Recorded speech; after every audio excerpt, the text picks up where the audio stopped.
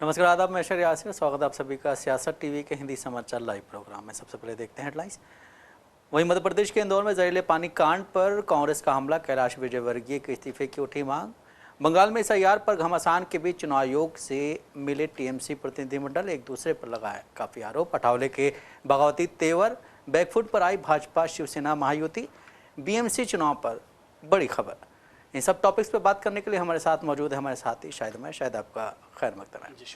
शायद सबसे पहली खबर जो है, देश के सबसे स्वच्छ शहर के भागीरथपुर में दूषित पानी पीने से 169 मरीज 27 अस्पतालों में भर्ती हैं। 1000 लोग से ज़्यादा अब तक संक्रमित हो चुके हैं। लगातार भागीरथपुरा से मरीज सामने आ रहे हैं। परिजनों के बयानों के आधार पर मरने वालों की संख्या 13 तक पहुंच गई है। दूषित पानी की वजह से हो रही मौतों के बीच भागीरथपुर में हाहाकार मचा हुआ। लोगों का कहना है कि आज भी यहां पानी आया लेकिन हमने भरा नहीं। करीब 6 महीने से गंदे पानी को लेकर शिकायतें चल रही थी, लेकिन जिस हिसाब से हम देख रहे हैं कि वहां पे बीजेपी शासित राज्य है, तो बीजेपी शासित राज्य होने के साथ ही ऐसी चीज़ें जो है कहीं ना कहीं दबाने की कोशिश की जाती। कल जो हम बात कर रहे थे अभी, कल जो कैलाश विजयवर्गीय का जो एक वीडियो सामने आया था, वो अगर सामने नहीं आता तो शायद इतना ज़्यादा वहाँ पे उस बात को तोल नहीं दिया जाता। लेकिन जिस हिसाब से हमने देखा कल वीडियो सामने आता, उसके बाद आज सुबह से लेकर के अभी तक 3 बार कैलाश विजयवर्गीय मीडिया से मुखातिब हो चुके हैं और मीडिया को सारे जवाब आते हैं। लेकिन कैलाश विजयवर्गीय की तरफ से एक बयान भी सामने आया, उसमें ये कहा गया है कि जो भी कल रात हुआ, जिस तरह का हमने बयान दिया था, चूँकि हम लोग नींद में थे, हम लोगों ने 2 रातों से जग के यहाँ पे भागदौड़ की, मैंने और मेरे सारे कार्यकर्ताओं ने और वहाँ के जो मेयर वगैरह उन सब ने भागदौड़ की, जिस वजह से हम जवाब नहीं दे पाए। इसका गलत मतलब निकाला जा रहा है। लेकिन जिस हिसाब से हम देख रहे हैं कि कैलाश विजयवर्गीय वहाँ के उस डिपार्टमेंट के मिनिस्टर हैं, उसके बावजूद आप अगर किसी भी मीडिया के इंसान को इस तरह का आप शब्द कहते हैं और आप चूँकि एक सीनियर लीडर हैं, तो कहीं ना कहीं आपके ऊपर उंगलियां उठती। और जिस हिसाब से कांग्रेस पार्टी ने यहाँ पे उनके इस्तीफे की मांग की है, तो बिल्कुल जायज़ है, क्योंकि जहाँ भी गैर बीजेपी शासित राज्य में ऐसी घटनाएं होती हैं तो वहाँ पे बीजेपी के जो वहाँ के लीडर होते हैं, स्थानीय लीडर या फिर वहाँ के जितने भी एमएलए होते हैं, सारे लोग उस जो सीएम होता है उसके खिलाफ आवाज़ उठानी शुरू करते हैं। लेकिन ये तो आप देखिए कि अभी तक मध्य प्रदेश में किसी ने भी सीएम को इस्तीफे की मांग नहीं की है। बीजेपी का सबसे पहले ये रहता है कि सीएम इस्तीफा दो, उसके बाद बाकी चीज़ें होंगी। लेकिन वहीं जब बीजेपी शासित राज्यों में ऐसी घटनाएं होती हैं तो वहाँ पे कहीं पे भी इस तरह की आवाज़ नहीं उठाई जाती। सबसे पहले हम सुनते हैं वहाँ के लोगों का बयान जो उन्होंने अभी दिया है और उनको किस तरह की परेशानियों का सामना करना पड़ रहा है।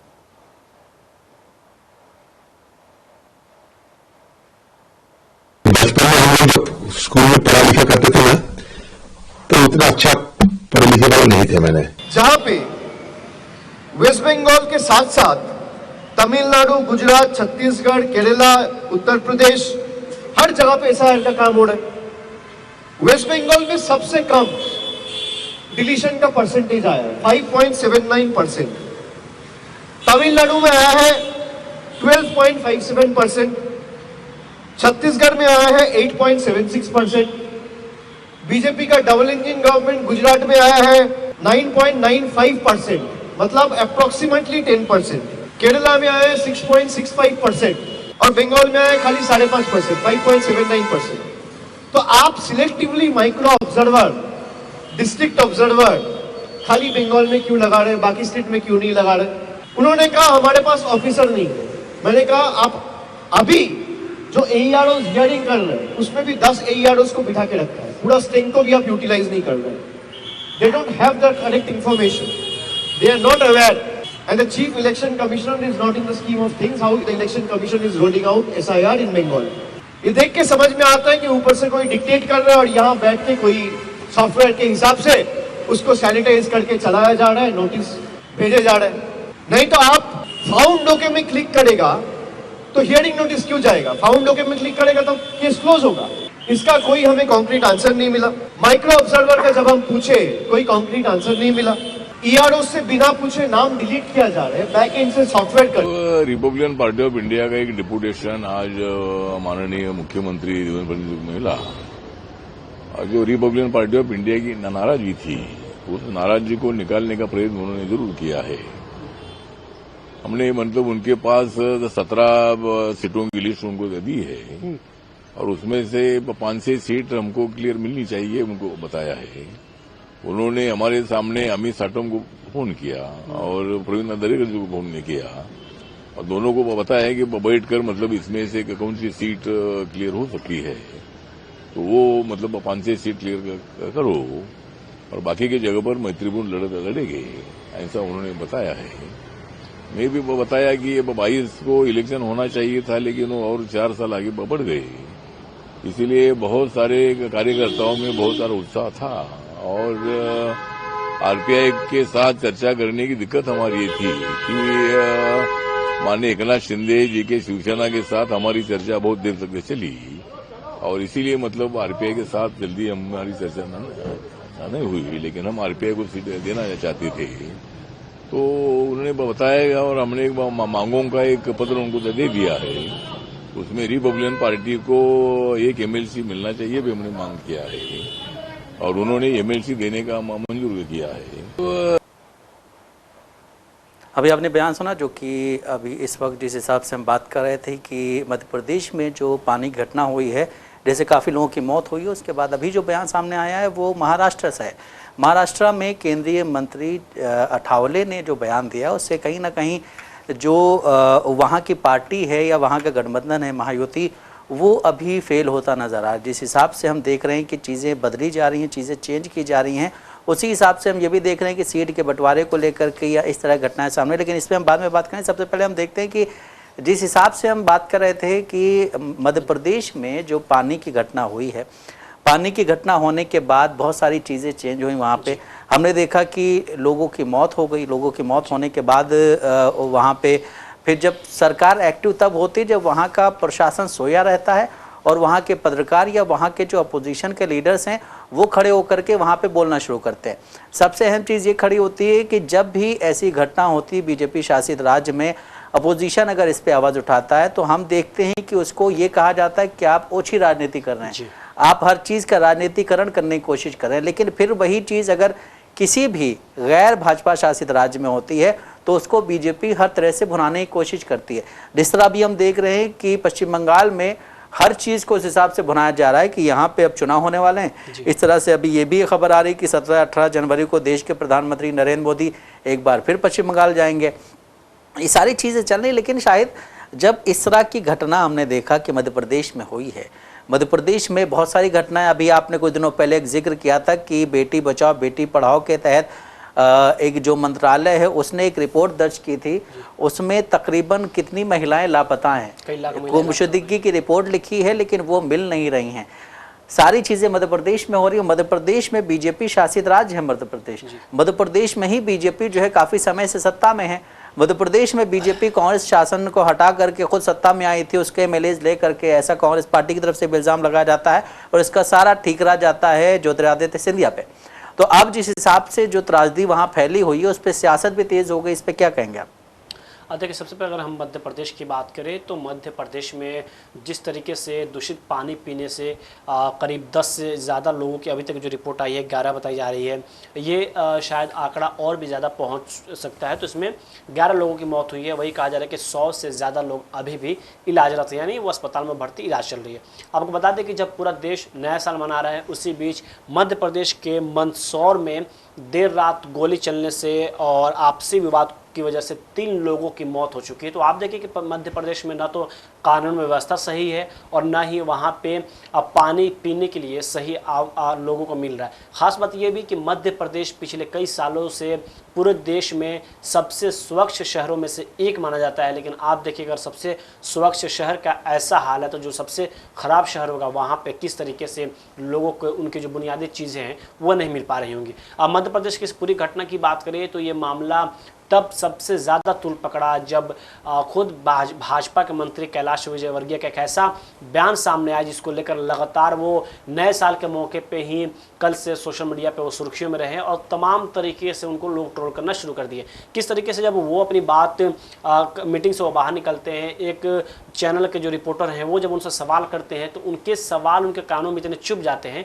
कि वो उनके अनाप शनाप और न जाने क्या क्या तुम ऐसी सवाल पूछ रहे हो। मतलब अजीब व्यवहार उनका सामने आता है। उसके बाद देखा गया कि मंत्री आगे चले जाते हैं, उसके पास जो उनके साथ जो लोग होते हैं, एक और नेता होते हैं, वो किस तरीके से देखा जाता है कि रिपोर्टर को धमकाने की कोशिश करते हैं। लेकिन रिपोर्टर की भी हिम्मत की दाद देनी पड़ेगी कि जो ऑन रिकॉर्ड लगातार मंत्री, जो कि कैलाश विजयवर्गीय की बात करें तो वो काफ़ी बड़े उनकी ताकत मानी जाती है, उनकी एक वर्चस्व है, लेकिन उस मंत्री के सामने अगर रिपोर्टर कैमरा ऑन रिकॉर्ड सवाल पूछते रहा तो यकीनन वो भी काबिल तारीफ है। क्योंकि अगर रात जिस तरीके से उन्होंने सवाल पूछा और कैलाश विजयवर्गीय का देखा गया, जो कहा जाता है कि मतलब पावर का धौस दिखाना, वो शायद वो दिखाने की कोशिश कर रहे थे, तो वो इतनी जल्दी वो चीज़ें और खुलकर सामने नहीं आई होती। हमने ये भी देखा कि जब रिपोर्टर सवाल पूछ रहा तो उस वक्त कैसे कैमरे को कोई पास में खड़ा है वो कैमरे को बंद कराने की कोशिश कर रहा है, लेकिन जो कैमरामैन है वो भी बहुत ही सूझबूझ के साथ सारी चीज़ें रिकॉर्ड कर लेता है। तो आप सोचें कि अब जिस तरीके से अगर हम किसी भी घटना की बात करें, आमतौर पर तो अब देश में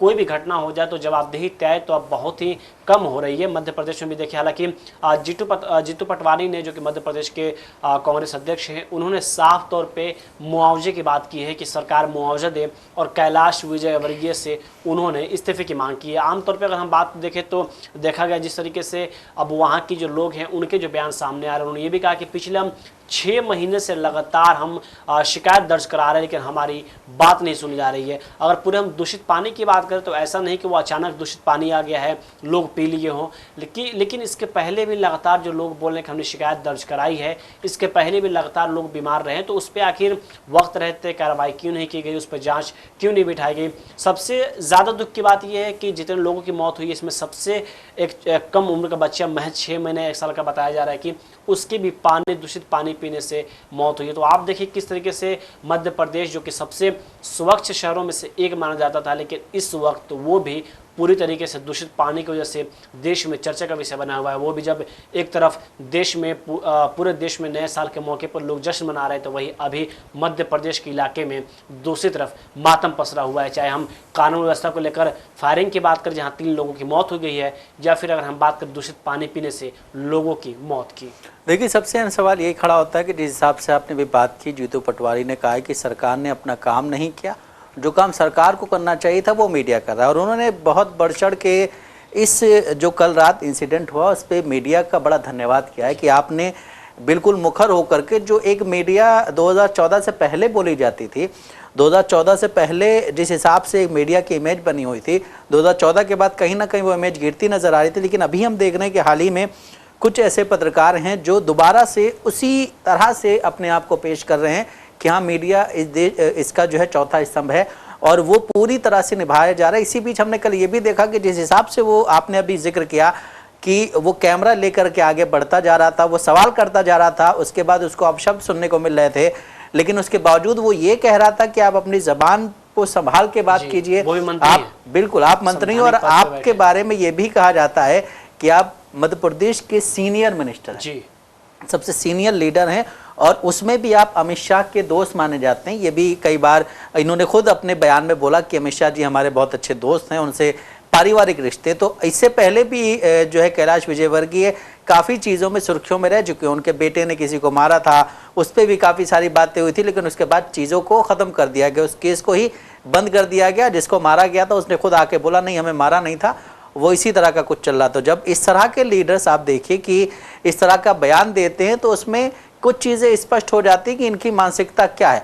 वहीं अगर हम बात करें अभी जिस हिसाब से कांग्रेस कमेटी के अध्यक्ष, मध्य प्रदेश कांग्रेस कमेटी के अध्यक्ष जीतू पटवारी का बयान सामने आया, सबसे पहले हम उनका बयान सुनते हैं, उसके बाद हम इस पर आगे बात करेंगे।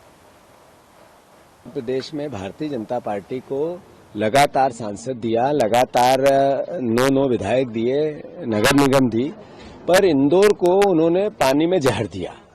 अब ये सवाल उठते हैं कि 13 मौतें हो गई और भारतीय जनता पार्टी के हमारे अपने मुख्यमंत्री ये बोलते हैं कि 4 मौतें हुई। मतलब मौतों को छुपाना क्या एक मुख्यमंत्री का दायित्व ये था? अरे आपकी हत्यारी सरकार है जिसने अभी 25 बच्चों की को सीरत में हत्या कर दी। आपकी हत्यारी सरकार ने मुंबई में चूहों से बच्चों को नुचवा दिया और अभी ये 13 लोगों की मौत जहर दे के, पानी में जहर दे के कर दी। और आप इस हत्यारी बात को छुपाने के बजाय सही तरीके से निर्णय क्यों नहीं लेना चाहते? आपका मंत्री पत्रकार जब सवाल करता है तो उनको गालियां देता है। उस मंत्री को हटाना चाहिए, नहीं हटाना चाहिए? उनका इस्तीफा लेना चाहिए, नहीं लेना चाहिए? अरे रीढ़ की हड्डी कहाँ गई आपकी मुख्यमंत्री जी? आप क्यों नहीं पनिशमेंट देना चाहते उन अधिकारियों को जिनके कारण उन पर मुकदमा दर्ज करो, हत्या गैर अदालतन हत्या का मुकदमा दर्ज करो महापौर इंदौर पे गैर अदालतन हत्या, किसी की तो जवाबदेही दो, क्यों नहीं देना चाहते आप?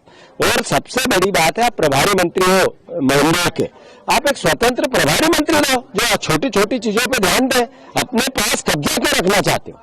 तो ये लगातार भारतीय जनता पार्टी की हठधर्मिता अहंकार के कारण ये मौतें हो रही है।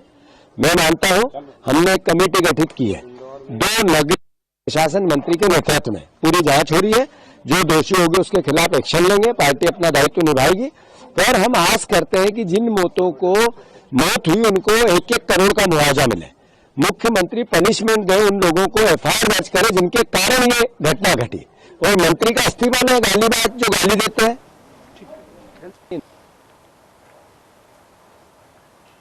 अभी आपने उनका बयान सुना, इसमें उन्होंने आरोप लगाया कि मासूम बच्चों समेत कई लोगों की मौत सरकार की लापरवाही की वजह से हुई है। साथ ही जीतू पटवारी ने यहाँ तक कह दिया कि मध्य प्रदेश की भाजपा सरकार हत्यारी सरकार बन चुकी। शायद जिस हिसाब से वीडियो सामने आ रहे हैं, एक और खबर सामने आई थी कि 10 साल तक उन्होंने काफ़ी ज़्यादा मन्नतें मांगी, उसके बाद बेटा हुआ और वो उसकी डेथ हो गई है पानी पी करके। तो सोचिए उसके माँ बाप पे क्या गुजर रही होगी। दूसरी चीज़ ये भी है कि ये कोई एक मौत नहीं है, इस तरह की कई मौतें हुई हैं और अभी भी अंदाज़ा लगाया जा रहा है कि इन मौतों का आंकड़ा बढ़ सकता है। जिस तरह हमने सुबह आपको बताया था कि महज 4-5 मौतें हुई हैं, जिसमें 7 और 9 मौतों पे वो चल रहा था, अभी जो है 13-14 मौतें बताई जा रही हैं। अभी भी ये कहा जा रहा है कि कुछ लोगों को, क्योंकि पानी जिस हिसाब से जा रहा है उस हिसाब से लोग बीमार हो रहे हैं और धीरे धीरे करके वो लोग हॉस्पिटल लाए जा रहे हैं। एक वीडियो अभी आपने देखा होगा जो हमारे टीवी चैनल पर चला है कि जो ज़मीन पे बैठे शख्स हैं वो आम जनता के नुमाइंदे हैं, जो कुर्सी पर बैठे हैं वो हुक्मरान हैं। आम जनता देश के सबसे साफ शहर में गंदा पानी पीकर मर रही है, बीमार पड़ रही है। इसी की शिकायत लेकर आए हैं लोग। मंत्री जी को इतनी तमीज़ नहीं कि जनता को उठाकर अपने बगल में बिठा लें, और वो जनता की बातों को सुन भी नहीं रहे हैं। जनता अपनी परेशानियां उन्हें बता रही है और वो फ़ोन पर लगे होंगे। तो आपने तस्वीरें देखी होंगी, अभी वीडियोज़ देखे होंगे कि किस तरह से कैलाश विजयवर्गीय जो कि एक बड़े लीडर हैं, उनके ऊपर सारा बर्डन, मतलब अभी मुख्यमंत्री के बारे में कोई बात नहीं कर रहा है, क्योंकि उसका रीज़न यही है कि बीजेपी अपने जहाँ भी सत्ता में आई है वहाँ ऐसे मुख्यमंत्री बनाती जो कि उनके कठपुतली होते हैं। जैसा हम शुरू से कहते आ रहे हैं, अभी जितनी भी जगह पे बीजेपी चुन के आ रही है, हर जगह वो उसी हिसाब से मुख्यमंत्री बना रही है कि वो उनके हिसाब से चल सके। सुबह में हमने आपको एक बयान सुनाया था जिसमें वहाँ के मुख्यमंत्री बाकायदा जो एक प्रेस कॉन्फ्रेंस कर रहे थे उस पर पेपर लेकर के बैठे हुए थे। तो पेपर से मुराद यही कि आपके पास जो स्क्रिप्ट लिख करके आई थी उसी स्क्रिप्ट पे आपने बात की, उसके अलावा आपने किसी चीज़ पे बात नहीं की। स्क्रिप्ट में जो था आप वही बोल रहे थे। समाज या फिर जनता कितनी परेशान है उसके बारे में आपने एक बात नहीं की। सबसे अहम चीज़ यही खड़ी होती है कि भाजपा अपने मुख्यमंत्रियों को कठपुतली क्यों बनाते हैं। अभी जिस हिसाब से भाजपा ने अपना कार्यकारी अध्यक्ष बनाया है वो भी कहा जा रहा है कि कठपुतली है। इससे पहले वाले जो कार्यकारी अध्यक्ष है JP नड्डा जी, उनके बारे में भी यही कहा जाता है कि वो भी कठपुतली थे। कई ऐसे वीडियोस भी सामने आए हैं जहां पे अमित शाह ने उनको हटा के पीछे किया, खुद देश के प्रधानमंत्री नरेंद्र मोदी के साथ आगे गए। तो क्या भाजपा ये दिखाना चाहती है कि जो भी हैं यहाँ पे बस 2 ही लोग हैं, उन 2 लोगों के अलावा और कोई तीसरा बंदा है ही नहीं? देखिए, अभी आपने जो कहा कि क्या भाजपा ये दिखाने की कोशिश कर रही है, हमने कुछ दिन पहले, ज़्यादा दिन नहीं हुआ, 1 से 2 दिन पहले ही हमने वीडियो देखा कि जब गृह मंत्री अमित शाह से एक रिपोर्टर सवाल उनसे ये पूछता है कि आप ही के मैनिफेस्टो में है कि अगर कोई लीडर 65 या 75, आई थिंक ऐसा कुछ कोड था, कि अगर उससे ज़्यादा हो जाता है तो आप पार्टी से, मतलब एक जो आपने जो टाइमलाइन सेट की है या फिर जो आपकी आइडियोलॉजी आप उस पर जाएगा। और साफ तौर पे शायद उनका इशारा प्रधानमंत्री मोदी पे भी रहा होगा। लेकिन किस तरीके से अमित शाह उनको ये जवाब देते हुए नजर आते हैं कि ये हमारे पार्टी का मसला है, आप मुझ पे छोड़ दो। तो आप समझे कि जब अगर कोई रिपोर्टर पार्टी को लेकर या फिर किसी मुद्दे को लेकर अमित शाह से या बीजेपी पे आमतौर पर सवाल पूछे तो वो उनके आंदरूनिक मामले हो जाते हैं, उनके पार्टी के मामले हो जाते हैं, और ये कहा जाता है जवाब के तौर पे कि आप छोड़ दो। लेकिन ये वही पार्टी है, ये वही लोग हैं जो लगातार कांग्रेस पर कई सालों तक ये एलिगेशन लगाते रहे कि मनमोहन सिंह सिर्फ इशारों पे काम करते हैं, उनको पीछे से कोई और चलाता है। उन्होंने यहाँ तक कहा कि सोनिया गांधी पूरी तरीके से देश को चला रही है, बस मूर्ति के तौर पे मनमोहन सिंह को रखा गया। तो आप देखिए कि जो लोग दूसरे पार्टी के अंदरूनी मामलों में दखल देते आए हैं, वो अब उनसे सवाल पूछने पे वो ये कहते हैं कि हमारा अंदरूनी मामला है, आप ये मुझ पर छोड़ दो। अब मध्य प्रदेश की बात करें तो मध्य प्रदेश में अब मुख्यमंत्री डॉक्टर मोहन यादव को बताना पड़ेगा कि वहाँ पे जिस तरीके से इतनी बड़ी त्रासदी हुई है, जहाँ पे नन्हा बच्चा समेत 10 से 11 लोगों की मौत हो चुकी है, तो आखिर अब तक कितने लोगों को जिम्मेदार ठहराया गया और वक्त रहते उन्होंने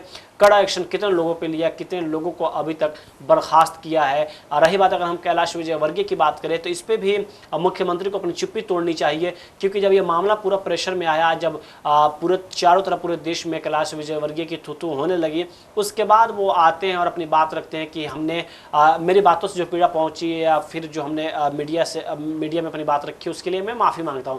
तो क्या माफ़ी मांगना देश में इतना आसान हो गया है कि आप किसी रिपोर्टर को ऐसे लहजे में बात करो, वो भी वो रिपोर्टर कोई अपने घर की परेशानी नहीं बता रहा था, अपने निजी मामला नहीं बता रहा था, वो आपसे कोई फरियाद लेकर नहीं आया था, बस वो यही सवाल कर रहा था कि आपने जो इलाज की जो चीज़ें थी या फिर जो बात की गई थी देने के लिए, वो चीज़ें रिफंड नहीं की जा रही हैं, तो उस पर आप क्या कहेंगे। लेकिन उस पर मंत्री जी भड़क जाते हैं और उस सवाल को वो बेतुका बताते हैं कि कैसा तुम ये बेतुका घंटा न जाने क्या क्या शब्दों का इस्तेमाल करते हैं, अपशब्द का इस्तेमाल करते हैं, जिसके बाद देखा गया कि लगातार वो कल रात से ही जहाँ चारों तरफ खुशियां मनाई जा रही थी, वही दूसरी तरफ उनको लगातार ट्रोल किया जाने लगा। तो फिर सवाल वही खड़ा होता है कि क्या कोई भी मंत्री, कोई भी नेता कोई भी बयान दे दे, किसी को भी अपने जो पावर है उसका धौंस दिखा दें, जब देखे कि नहीं अब हम ट्रोल होने शुरू हो गए, हमारी सरकार पे सवाल खड़ा किया जा रहा है, तो आप आए माफ़ी मांग लें। सोशल मीडिया पे एक और वीडियो वायरल हुआ जिसमें देखा गया कि किस तरीके से कैलाश विजयवर्गीय जाकर कुर्सी यानी सोफा पे बैठे हुए हैं,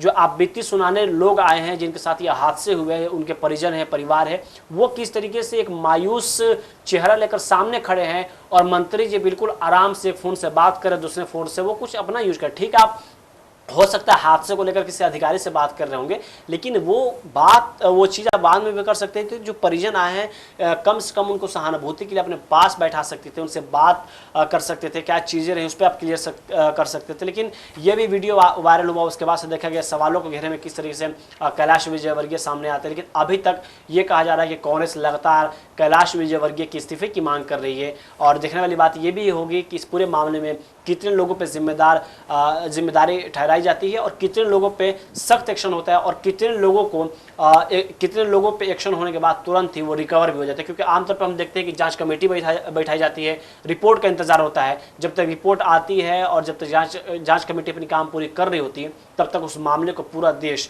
भूल चुका होता है। बिल्कुल सही। देखिए, अभी सबसे हम ये है कि अभी मध्य प्रदेश में कोई चुनाव नहीं होने हैं, जिसको लेकर के ना देश के प्रधानमंत्री वहाँ जाएंगे, ना देश के गृह मंत्री वहाँ जाएंगे, ना ही जो है बीजेपी के राष्ट्रीय अध्यक्ष जो कार्यकारी अध्यक्ष बनाए गए हैं वो वहाँ जाएंगे। लेकिन यही चीज़ अगर किसी और राज्य में हुई होती जहाँ पे चुनाव होने वाले होते, या फिर उस राज्य में जहाँ पे बीजेपी की सरकार नहीं है, वहाँ या तो कांग्रेस की सरकार है या किसी और दल की सरकार है, तो वहाँ पे अभी तक जाकर के मुख्यमंत्री के इस्तीफे की मांग कर दी गई होती।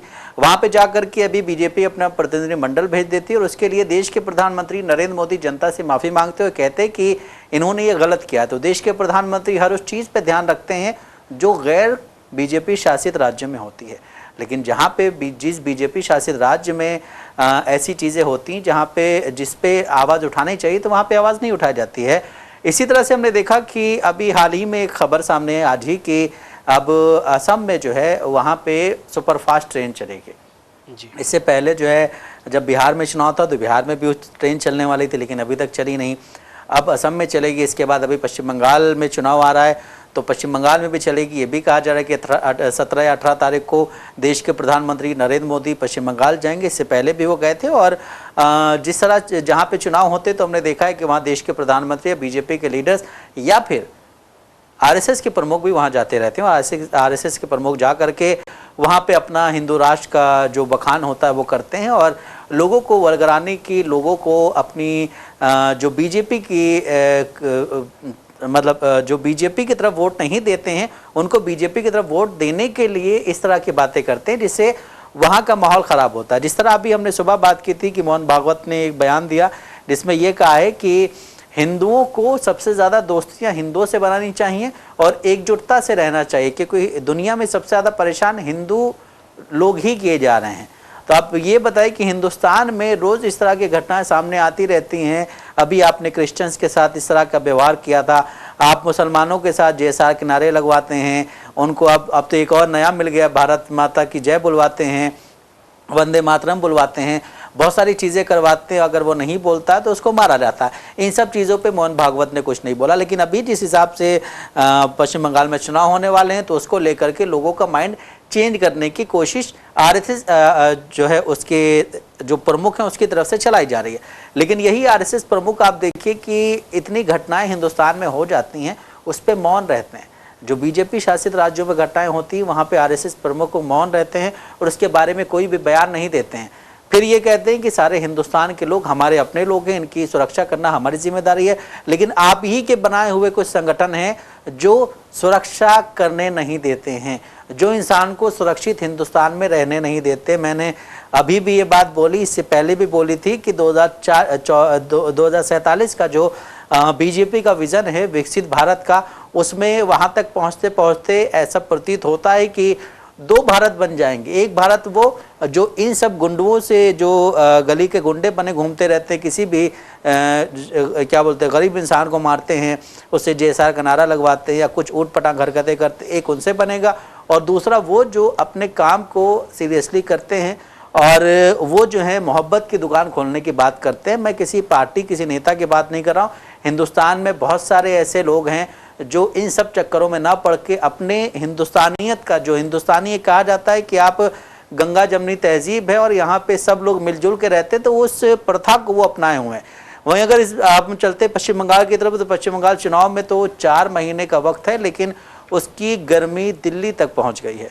बुधवार को SIR में संदिग्ध मतदाताओं की सुनवाई और चुनाव प्रक्रिया को लेकर चुनाव आयोग और TMC के बीच घमासान हुआ।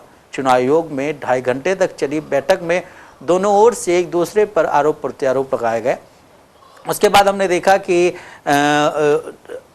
जो वहाँ पे जो लोग गए थे TMC के, वो सारे लोग बाहर आए, उन्होंने एक प्रेस कॉन्फ्रेंस की। सबसे पहले हम देखते हैं उनका बयान, उसके बाद हम इस पर आगे बात करते हैं।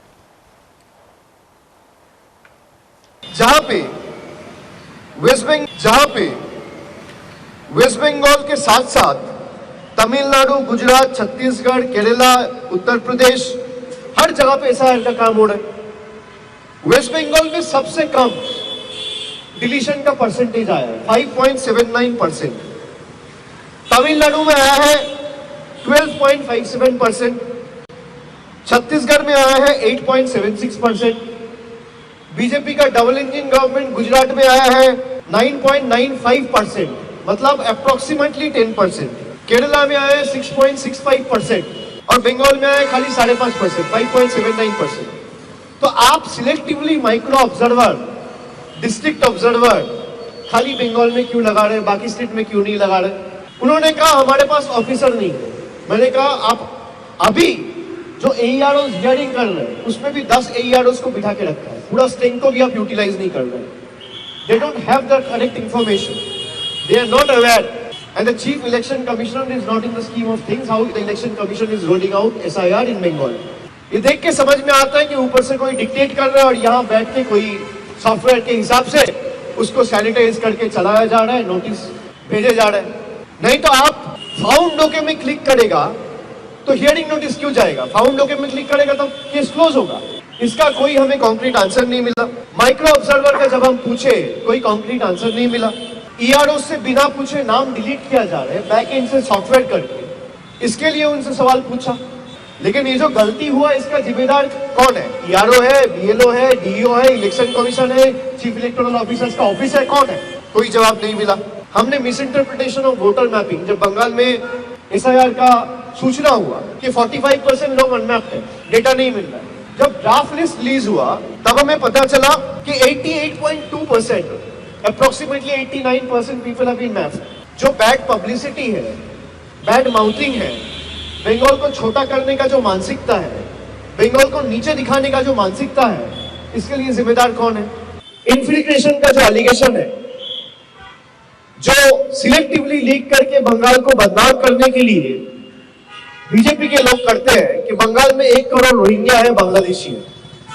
तो मैंने इलेक्शन कमीशन से कहा कि ये जो 58 लाख लोग ड्राफ्ट लिस्ट में जिसका नाम नहीं उठा है उसमें से कितने लोग बांग्लादेशी है और कितने लोग रोहिंग्या है, जरा इसकी सूची आप सार्वजनिक करें। उनको फिर से कोई हमें जवाब नहीं मिला, वो कोई सदुत्तर नहीं दे पाए कि जिस कारण से और ऑब्जेक्टिव से इलेक्शन कमीशन एसआईआर किया कि अगर कोई इलीगल इमिग्रेंट इंडिया में रहता है उसको पकड़ के हम लोग बाहर भेजेंगे और उसको वोटर लिस्ट में रहने का अधिकार नहीं है, जो मैं सटीक मानता हूं। लेकिन ये 58 लाख लोग जिसका नाम ये सूची से निकाला गया या डिलीट किया गया, इस 58 लाख लोगों में कितने लोग बांग्लादेशी है और कितने लोग रोहिंग्या है, इसका सूची जारी होना चाहिए। नहीं तो आपने 2 साल 3 साल से लेकर लगातार 21 के चुनाव के बाद, खास करके बीजेपी के हारने के बाद जिस तरीके से बंगाल को बदनाम किया, या तो माफी मांगी या सूची जारी कीजिए। अभी आपने बयान सुना टीएमसी सांसद और ममता बनर्जी के भतीजे अभिषेक बनर्जी संदिग्ध मतदाताओं की सूची के दौरान बीएलओ की मौजूदगी पर अड़ गए। वहीं चुनाव आयोग ने साफ कर दिया है कि चुनावी प्रक्रिया में शामिल किसी भी अधिकारी को डराने धमकाने पर कड़ी कार्रवाई की जाएगी। टीएमसी के 10 सांसदों व पश्चिम बंगाल के मंत्रियों के प्रतिनिधिमंडल के साथ अभिषेक बनर्जी पूर्ण चुनाव आयोग के सामने अपनी बात रखने पहुंचे थे। शुरुआत के 60 साल से अधिक उम्र के संदिग्ध मतदाताओं की सूची उनके घर पर करने की मांग पर चुनाव आयोग जल्द फैसला लेने पर भरोसा दिया था, लेकिन पूरी तरह से टकराव के मोड में गए अभिषेक बनर्जी ने चुनाव आयोग पर कई तरह के आरोप लगाए। जिस हिसाब से हम देख रहे हैं शायद कि जब से एसआईआर की प्रक्रिया शुरू हुई है तब से ही देश की जितने भी क्या बोलते हैं विपक्षी पार्टियां हैं उन सब ने इसको लेकर के अपनी अपनी राय देनी शुरू की है, इसको लेकर के एतराज जताना शुरू किया है। लेकिन वहीं बीजेपी हो या चुनाव आयोग हो वो इस पर बिल्कुल अड़ा हुआ है। कई बार सॉरी जी बोलिए। कई बार ऐसा भी हुआ है कि सुप्रीम कोर्ट पे भी मामला गया, सुप्रीम कोर्ट में मामला जाने के बाद फिर वहाँ से अलग चीज़ें आई हैं, यहाँ तक कि आधार कार्ड हो गया, इन सब चीज़ों को लेकर के भी कई सारी चीज़ें आई हैं। यहाँ तक कि ये भी कहा जा रहा है कि उत्तर प्रदेश में एक बहुत बड़ी संख्या में वोट काटे जा रहे हैं।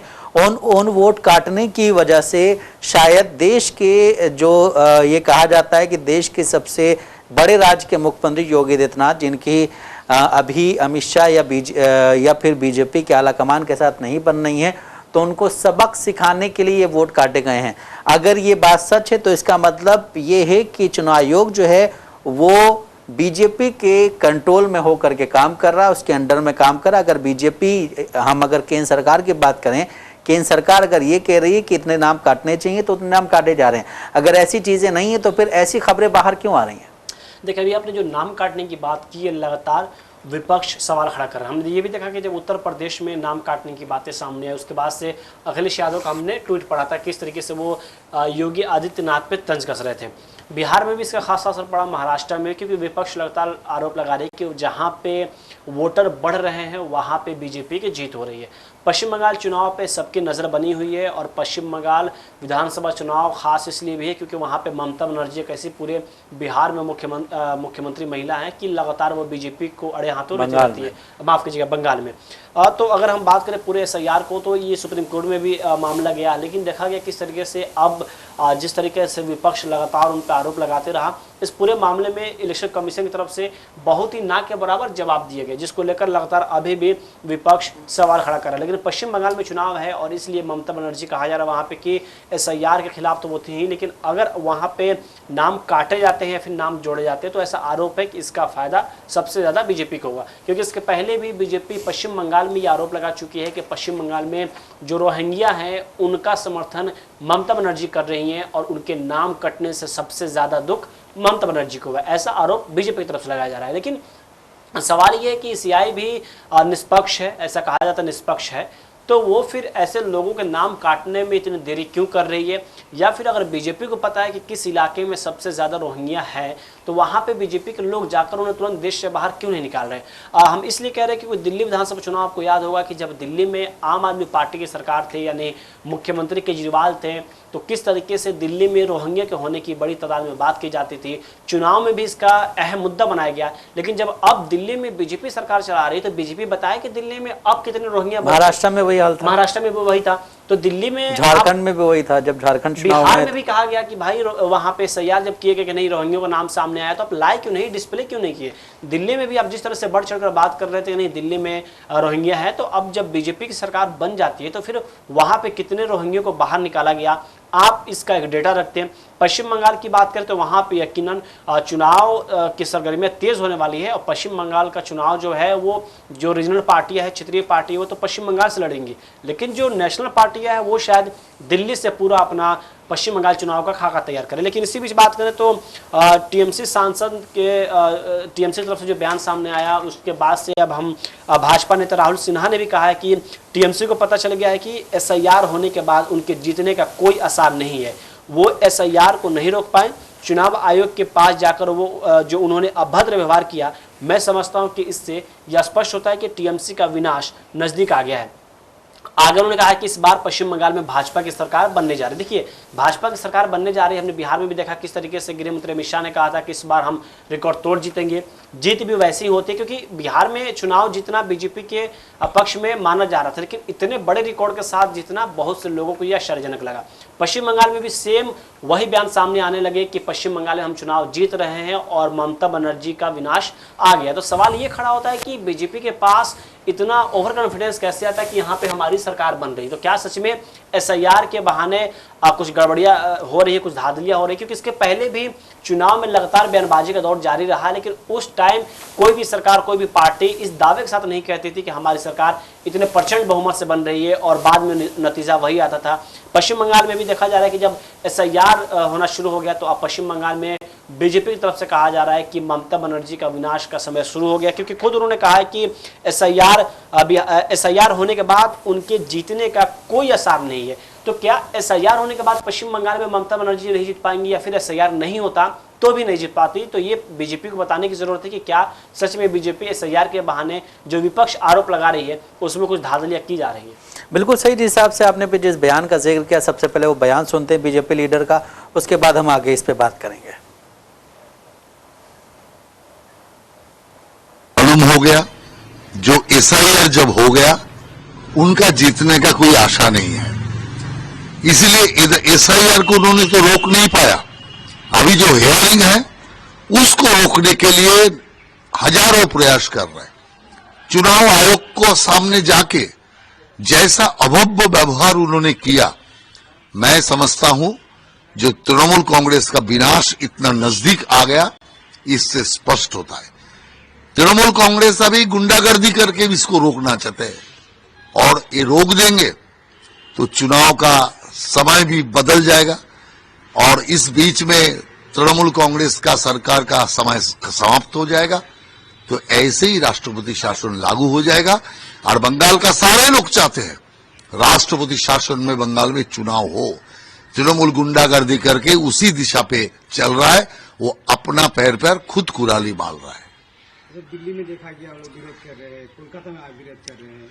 विरोध छोड़ के उसका कोई रास्ता नहीं है। वो चाहते हैं एसआईआर बंद हो, लेकिन एसआईआर बंद करने के लिए इलेक्शन कमीशन को हुमकी देगा, इलेक्शन कमीशन को डराने का कोशिश करेगा, तो इलेक्शन कमीशन थोड़ी डरने वाला है। तृणमूल कौन है? पूरा देश भर में तृणमूल एक बिंदु का समान है, तो वो बड़ा बड़ा धमकी दे रहा है। तो ऐसा जो कर रहा है ये गुंडागर्दी करके वो क्षमता में टिके हुए है तृणमूल कांग्रेस। अभी गुंडागर्दी करके फिर क्षमता में रहना चाहते हैं, लेकिन इस बार नामुमकिन है तृणमूल कांग्रेस के लिए। इस बार पश्चिम बंगाल में भारतीय जनता पार्टी का सरकार जरूर हो रहा है। अभी आपने बीजेपी लीडर का बयान सुना जिसमें उन्होंने काफ़ी सारी बातें की, लेकिन सबसे अहम सवाल ये खड़ा होता है शायद कि हमने महाराष्ट्र में भी यही चीज़ देखी कि बीजेपी, ये कहा जा रहा था कि बीजेपी नहीं जीत पाएगी या ये जो इनका महायुति जो गठबंधन वो नहीं जीत पाएगा, लेकिन उसके बावजूद वहाँ पे कहीं ना कहीं देखा जाए तो क्लीन स्वीप करने वाला बिल्कुल जिस तरह से आप किसी को उठना ही नहीं देते हैं उसी हिसाब से वहाँ पे रिजल्ट आया।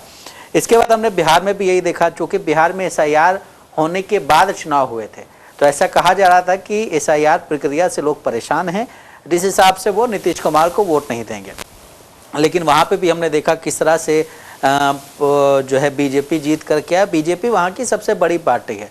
वहाँ जो मुख्यमंत्री बने हुए नीतीश कुमार वो दूसरे नंबर की पार्टी, बीजेपी वहाँ पे सबसे बड़ी पार्टी बन के उभरी है। अब अगर यही चीजें जिस तरह हम देख रहे हैं कि अभी ममता बनर्जी की तरफ से जो कहा गया है, ममता बनर्जी ने चुनाव आयोग को ये बताने को कहा है कि जिन 58 लाख मतदाताओं के नाम ड्राफ्ट सूची से हटाए गए हैं उनमें कितने बांग्लादेशी और कितने रोहिंग्या हैं।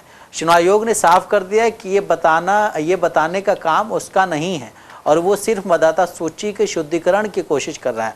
तो फिर आखिर ये बातें कौन बताएगा? अगर आपके पास ही लिस्ट जा रही है और आप ही नाम काट रहे हैं तो फिर आखिर ऐसा क्या है कि आप उन चीज़ों को बता नहीं रहे हैं, या उन क्या बोलते हैं जिस जो सवाल कर रही है वहाँ की रीजनल पार्टी जो कि सत्ता में है उसकी बातों को आप बता नहीं रहे हैं, तो इसका मतलब फिर टकराव होना संभव है। सबसे बड़ा टकराव संदिग्ध मतदाताओं की सूची के दौरान हुआ, BELO 2 की मौजूदगी को लेकर हुआ है।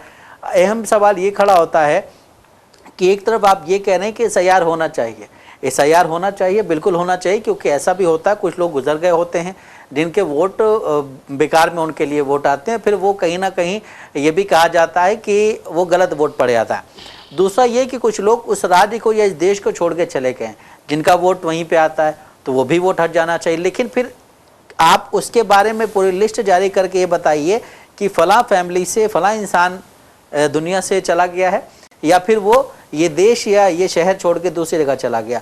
हमने बिहार चुनाव में देखा कि 2025 में, चूँकि अब हम 26 में एंट्री कर चुके हैं, 2025 में फरवरी में दिल्ली में चुनाव होते हैं, तो कुछ लोग जो हैं दिल्ली में भी वोट डालते हैं, विधानसभा चुनाव हो रहा है, दिल्ली में भी वोट डालते हैं, और वहीं जब नवंबर में बिहार में चुनाव होता है तो बिहार में चुनाव में भी वोट डालते नजर आते हैं। तो फिर वहां पे चुनाव आयोग क्या कर रहा था? चुनाव आयोग ने उनके नाम क्यों नहीं काटे?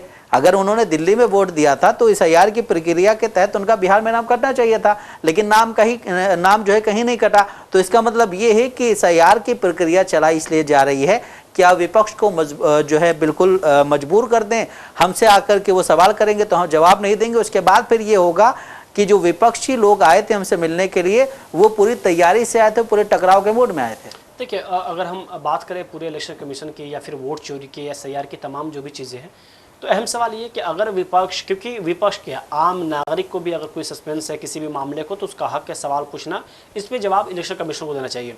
लेकिन सवाल यहाँ पे ये खड़ा होता है कि जब बार बार इलेक्शन कमीशन पे अगर विपक्ष सवाल खड़ा कर रहा है तो फिर उस पर सबसे ज़्यादा जो BJP के प्रवक्ता है, उसके एक्सपोज पर्सन है, वो क्यों आकर इस पर अपनी बात रख रहे हैं, जवाब दे रहे हैं।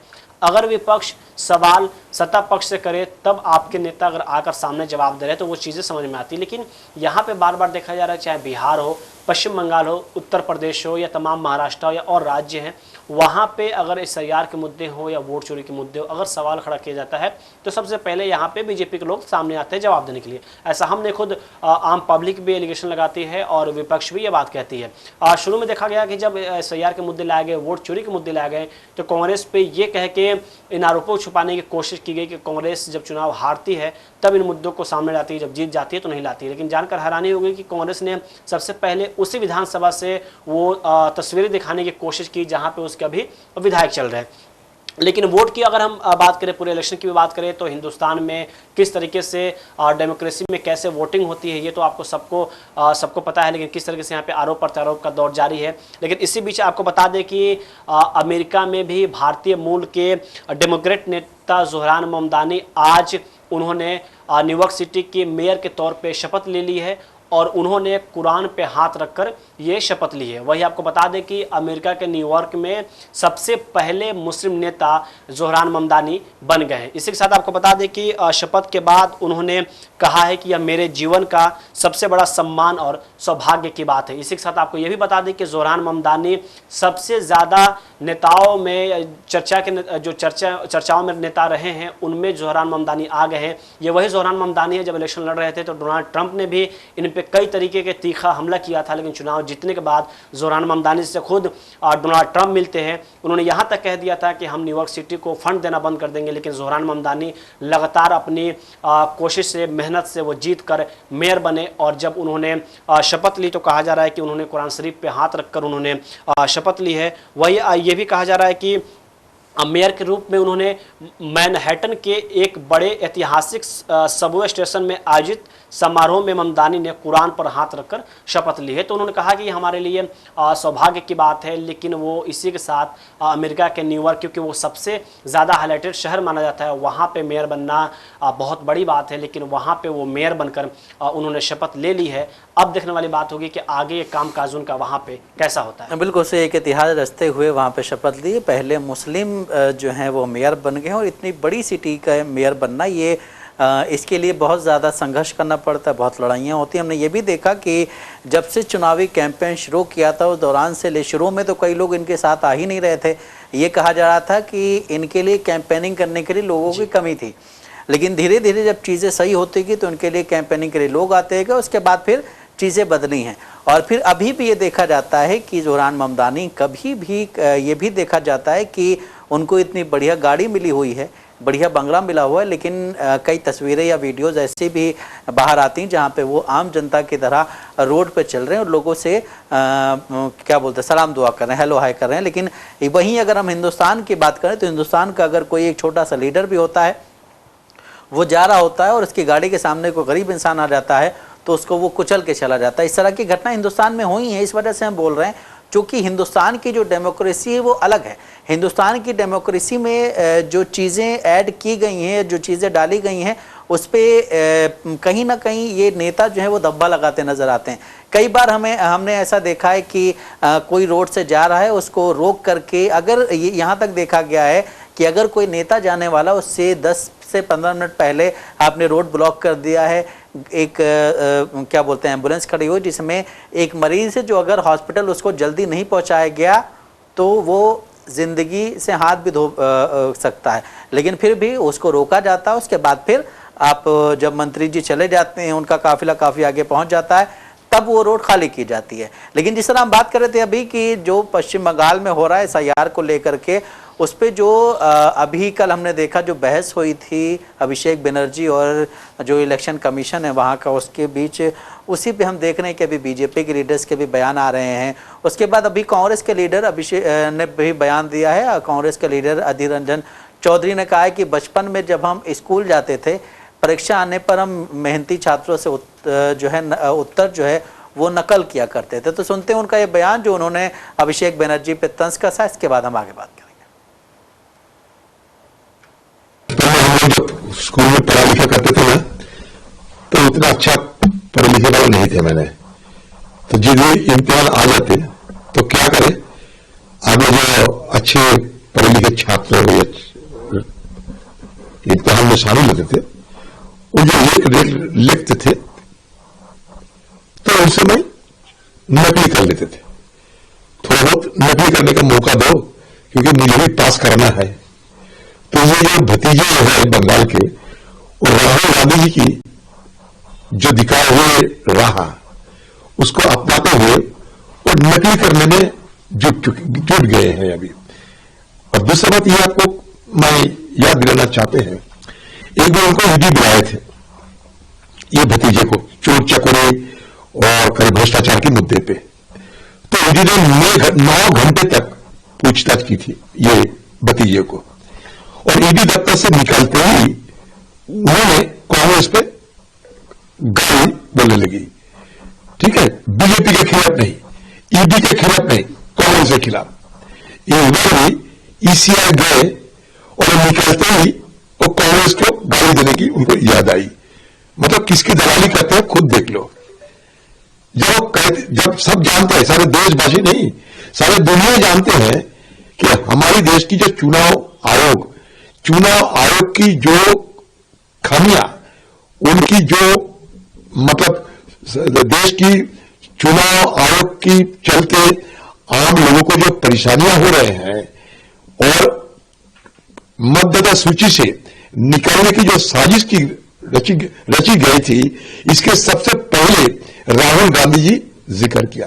तो जाहिर सी बात यह है, राहुल गांधी जी सबसे पहले हिंदुस्तान में चुनाव आयोग और वोट चोरी और उसके साथ साथ जो आम लोगों के अंदर जो जागरूकता पैदा करने की कोशिश की, उनका ही नतीजे के चलते सुप्रीम कोर्ट ने 5 बार, एक बार नहीं लगातार 5 बार चुनाव आयोग की जो प्रक्रिया, इस प्रक्रिया में हस्तक्षेप किए थे। अभी हमने अधीर रंजन चौधरी को सुना, जिन्होंने अभिषेक बनर्जी पे कहीं ना कहीं तंज कसते हुए उनको आड़े हाथों लिया। लेकिन केंद्रीय गृह मंत्री अमित शाह 3 दिवसीय बंगाल दौरे के दौरान पश्चिम बंगाल में बहुमत से बीजेपी की सरकार बनाने का दावा कर रहे हैं। शाह ने बंगाल में बीजेपी के पदाधिकारियों और कार्यकर्ताओं से 2026 के विधानसभा चुनाव में जीत के लिए मन में पक्का इरादा करने को कहा और केंद्रीय गृह मंत्री ने कोलकाता और उसके आसपास के इलाकों से 28 में से 22 सीटें जीतने के साथ साथ बंगाल में 2/3 बहुमत के साथ अगली सरकार बनाने का भी प्लान बनाया। जिस हिसाब से हम देखते हैं कि बीजेपी चुनाव आने से पहले ही चुनाव की तैयारियां शुरू कर देती, वहीं बहुत सारी ऐसी अपोजिशन पार्टीज हैं जो चुनाव आने के बाद भी उस तरह की तैयारियां शुरू नहीं कर पाती। टाइम लग जाता है। अभी हाल ही में देखें कि जब बिहार में कांग्रेस की हार होती है उसके कितने दिनों बाद दिल्ली में बैठक बुलाई जाती है, तो इसमें यह भी कहा जाता है कि हार में सबसे बड़ी वजह इनकी ये भी रहती है। आपने बीजेपी की तैयारी की, उसमें हमने ये भी देखा कि बीजेपी में सबसे खास बात ये रहती है कि वो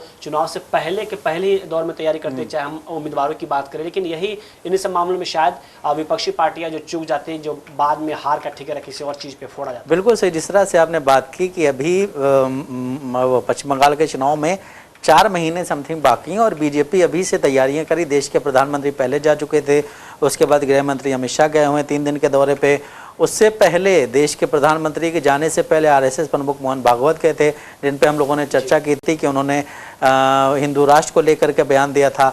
अभी फिर देश के प्रधानमंत्री 17 या 18 जनवरी को पश्चिम बंगाल जाने वाले हैं, तो ये एक स्ट्रेटजी के तहत चीज़ें की जाती हैं। लेकिन यहाँ पे ये भी नहीं भूलना चाहिए कि जिस तरह से विपक्ष आरोप लगाता है कि कभी कभी चुनाव में वोट चोरी भी हो जाती है, तो ये भी भूलना नहीं चाहिए। लेकिन अगर बात मेहनत की जाए तो जिस तरह बीएमसी के चुनाव होने वाला है, वहाँ पे भी हमने देखा है कि बीजेपी जी तोड़ मेहनत कर रही है। अपने साथ एकनाथ शिंदे को भी उसने लगाया हुआ है और एकनाथ शिंदे भी उसी हिसाब से मेहनत कर रहे हैं। हालांकि कुछ चीज़ों पे अनबन है कि आपने ज़्यादा सीटें ले ली, हमें सीटें कम दे दी, लेकिन उसके बावजूद 137 सीटों पे पहले ये था कि भाजपा चुनाव लड़ेगी और 90 सीटों पे शिवसेना एकनाथ शिंदे की पार्टी चुनाव लड़ेगी। लेकिन अब ये खबर आ रही है कि शिवसेना अब 84 सीटों पे चुनाव लड़ेगी और बीजेपी 131 सीटों पे चुनाव लड़ेगी। तो 6 सीटें इधर कम हुई, 6 सीटें उधर कम हुई हैं।